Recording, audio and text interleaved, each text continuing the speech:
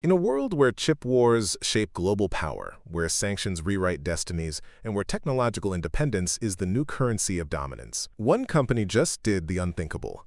Xiaomi, once a fast follower in the smartphone race, has now stepped into uncharted territory, introducing the XRING 01, a 3-nanometer chipset designed in-house by Xiaomi. This isn't just a processor. It's a message to the world. We're not just assembling parts anymore. We're architecting the future.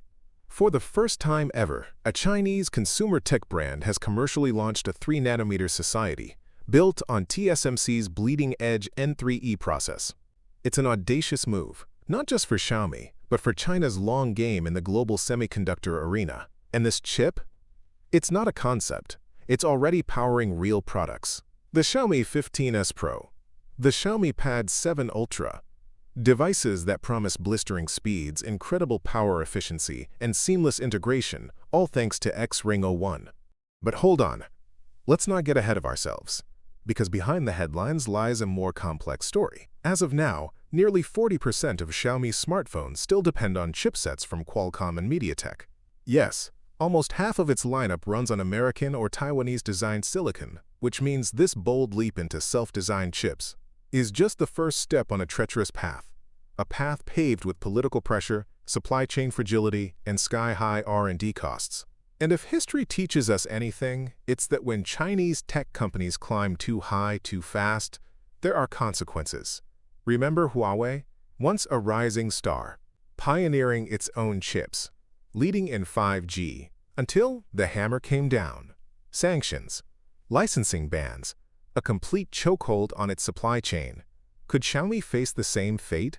That depends on one crucial player, TSMC, Taiwan's crown jewel, the beating heart of global chip production, and the foundry responsible for manufacturing the XRING 01. Right now, Xiaomi's lifeline flows through Taiwan's fabs. But if geopolitical tides turn, if Washington puts pressure on Taipei, that lifeline could vanish overnight. And then what? That's the gamble, because building your own chip isn't just a tech milestone, it's a geopolitical act, one that says, we're ready to control our destiny.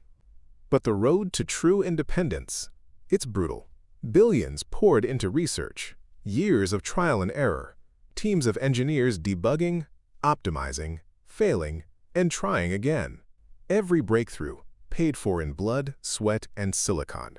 And yet, the payoff is immense. Control, security, innovation on your own terms.